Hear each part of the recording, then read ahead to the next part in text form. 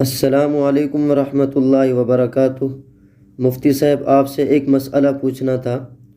وہ یہ ہے کہ اگر روزے کی حالت میں حیض آ جائے تو کیا روزہ ٹوٹ جائے گا یا نہیں؟ اگر روزہ ٹوٹ جائے گا تو کیا عورت دن میں کھا پی سکتی ہے یا نہیں؟ اس کے بارے میں ہماری رہنمائی فرما دیں، جزاک اللہ خیرہ۔ وعلیکم السلام ورحمۃ اللہ وبرکاتہ۔ جناب محترمہ، روزے کی حالت میں اگر مغرب سے پہلے کسی بھی وقت عورت کو حیض آ جائے تو اس کی وجہ سے روزہ فاسد ہو جائے گا، اور پاک ہونے کے بعد اس روزے کی قضا رکھنا لازم ہوگا۔ باقی یہ بات بھی واضح رہے کہ ایسی عورت روزہ داروں کے سامنے تو نہ کھائے، لیکن تنہائی میں کھا پی سکتی ہے۔ البتہ اس کے برعکس اگر حائضہ عورت دن کا کچھ حصہ گزرنے کے بعد پاک ہو گئی تو اب دن کے بقیہ حصے میں کھانے پینے سے رکا رہنا واجب ہے۔